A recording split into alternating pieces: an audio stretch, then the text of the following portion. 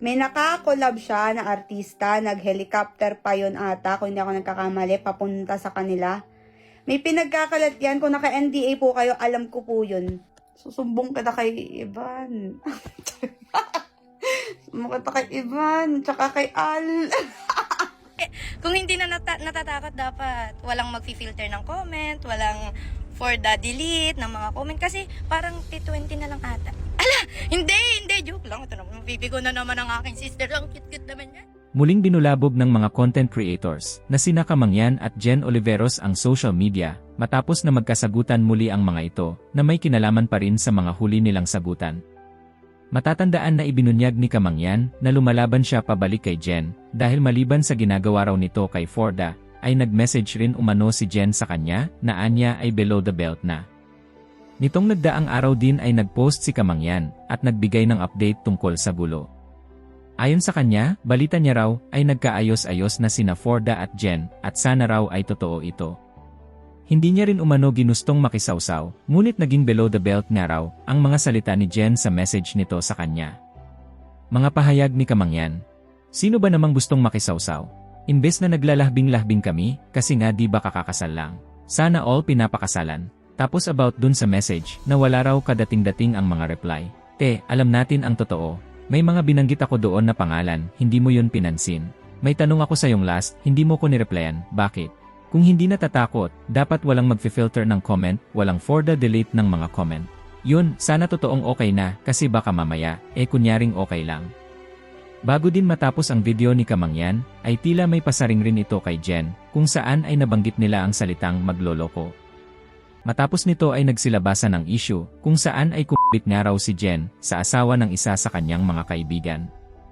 Kaya naman ito ang isa sa dahilan kaya napalive si Jen, upang aminin ito, at ipinaliwanag niyang 23 years old lang daw siya noon at bata pa, kaya may mga maling bagay daw siyang nagagawa noon.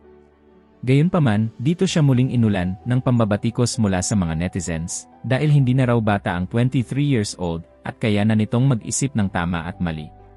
Lumabas din ang isa pang content creator na si Lash Omadto, kung saan sinabi nitong huwag daw magdahilan si Jen na bata pa siya nung kupit siya sa may asawa, dahil pagbubunyag niya na 21 years old lang din umano nun siya, nang kasuhan siya ni Jen dahil lamang sa pabango.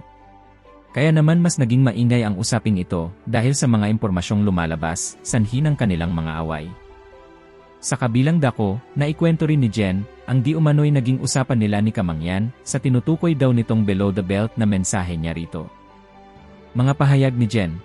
Dun sa konvo namin, ang unang sabi ko, manahimik ka, tapos hindi pala siya yung kachat ko, kasi nagchat sa akin, God bless, ganyan.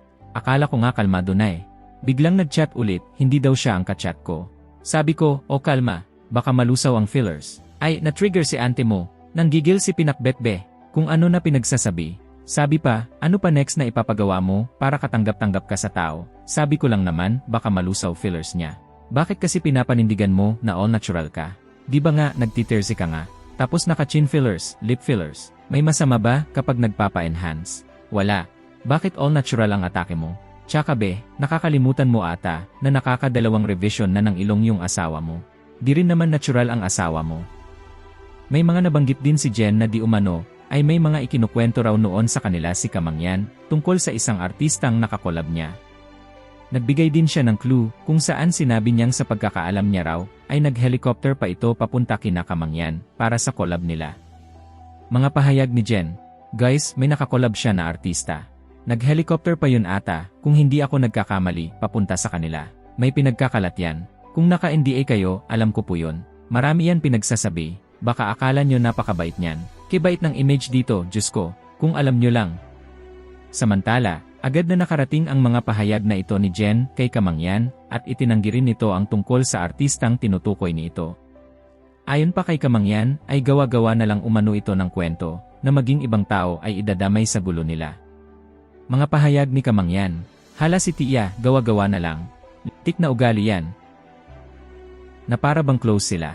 Gawa-gawa na lang yan si Ante, Natal Yarn. Pati naman si Ivana na damay Diyos ko, malala na talaga ang sakit.